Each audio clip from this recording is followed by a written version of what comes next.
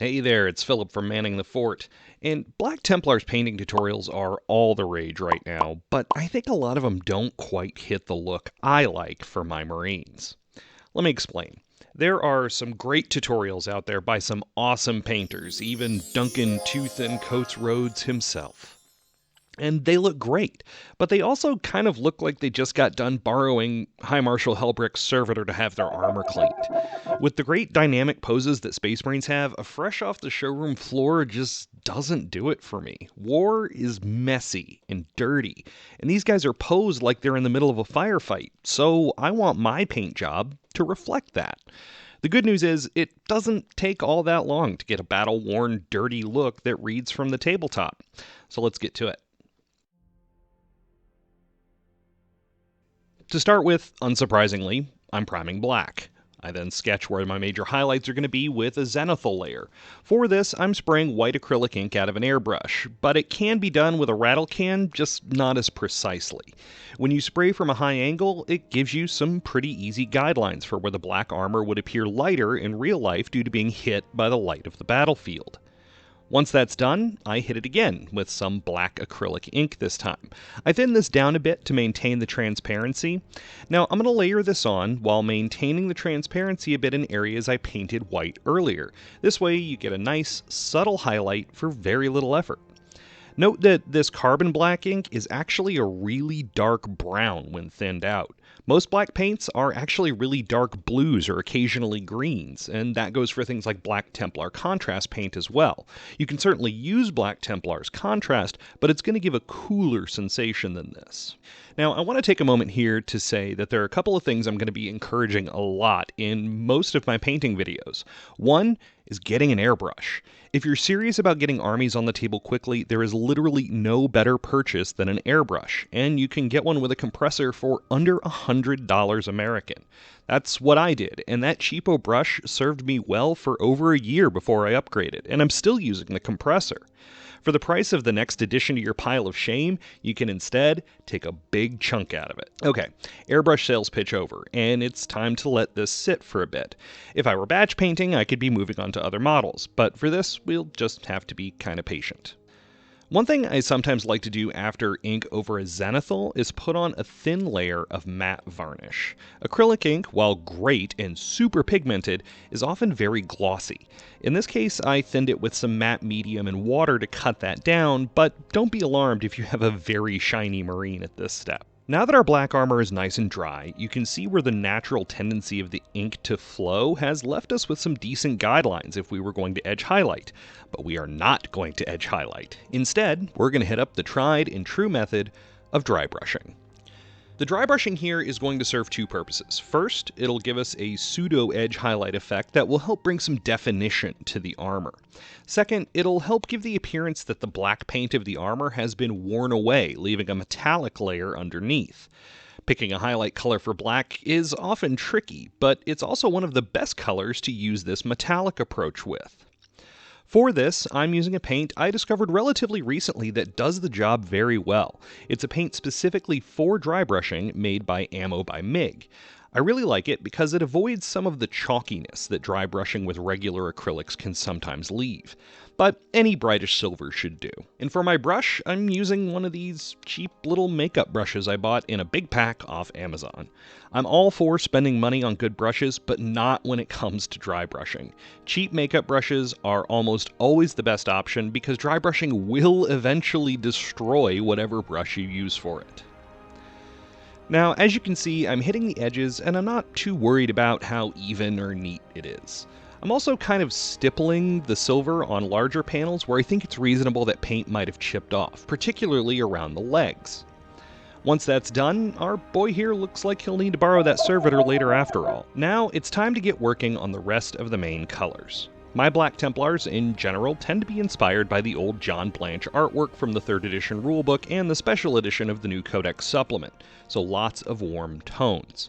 We're going to be painting with some colors that don't behave well going directly over black, so to make that transition easier, I put down a layer of a color with warm tones and really strong coverage. In this case, I picked Xandri Dust. I hit the shoulder pads, chest emblem, sword, and tabard with this. For the tabard's main color, I like to use Pro Acryl's Olive Flesh. While it is a flesh tone in name, it's really more of a darker, warm off-white. So coat that on, and when it dries, we move on to the shoulders. For the shoulders, whether I'm painting a dirty look like this one, or even a cleaner one, I never use white as the main color, and rarely even as a highlight. And there's a simple reason for that. Things are rarely actually white, or at least they rarely appear white. Especially at this scale, using pure white can stick out like a sore thumb. My go-to for a warm off-white is Pro Acryl's Bright Ivory. Before I started replacing most of my collection with Pro Acryl, I was using Pallid Witch Flesh from Citadel. I also use Bright Ivory on the chest symbol, though I'm a little more delicate here to keep some of that darker Xandri dust showing in the recesses. For the sword, I put a little Pro Acryl gold and yellow on, but any reasonably bright yellow is fine. Yellow acrylics are always very transparent, so you're not going to get an even coat most likely, but that's fine because this isn't the final layer. What we're going to do then is go back over this with contrast Nazdrag yellow to get a dirty, warm look.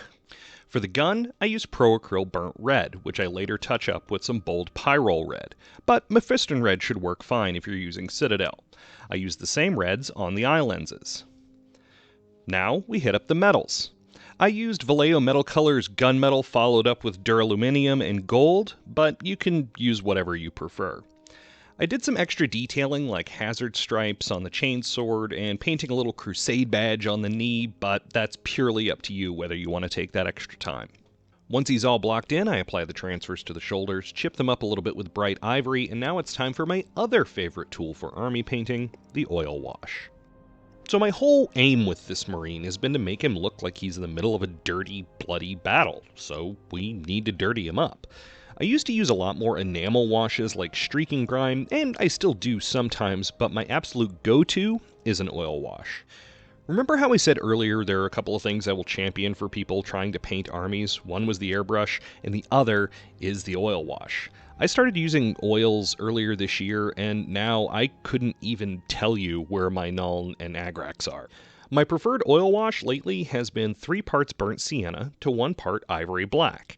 I then mix in some mineral spirits to the point that it's fairly opaque but still very fluid. One thing to always remember when you're using oil washes is do not use your good brushes. Mineral spirits are not kind to them. I used the cheapo Megapack synthetics for this because precision doesn't really matter. As you can see, I'm just kind of slopping it on the whole model until it's coated all over. I didn't varnish this model before going into oils, and as a general rule, you don't need to, but you can if you prefer. After that, I let the model sit for a while. The degree to which the oils stain the layers underneath depends on how long you let them sit. Oils don't fully cure for hours or potentially a day or more, but the longer you leave them, the more they will affect the acrylic layers. After 20 or 30 minutes, it's cleanup time. I don't have a buffing servitor, so I make do with makeup sponges. I like to use both the wedge type and the little Q-tip shaped ones. I dip them in a little mineral spirit and gently dab away the oils. By using mineral spirits, you reactivate that oil paint, and what doesn't come off on the sponge will naturally want to flow into the recesses. If you don't have any makeup sponges, you can use cotton swabs for this part, but I find they tend to leave little fibers behind that I have to clean up later. After you get the wash looking how you want, you can go back and bring out any pop colors you want. I went back and retouched the eyes with my bold Pyrrole Red to make sure they show up really well on the table. You don't need to varnish before going back to acrylics, but it can help if you don't want to wait for the oils to fully cure. Then use your basing method of choice, and that's it. The great thing about this method is it provides a simple, consistent baseline that you can embellish on if you want, like I've done in a couple places here. I may go back and throw some gray weathering pigment around his legs to really play up the blasted urban environment that I tend to like for my bases. When I go full assembly line, I don't spend much more than an hour per model, and that's with all the extra touches on the knees and swords and other things that I like to add. Once you get accustomed to these steps, you'll have a battle-worn army of zealous crusaders in a pretty short amount of time. So there is going to be more hobby content on the way. I'm eyeing some more kill teams that I may start on in the near future. I've also kind of backed my way into becoming a bit of a lore channel as well, so if you want something Black Templars related to listen to while you paint, I have this playlist of videos dedicated to the lore of my favorite chapter. Thanks for watching, and happy crusading.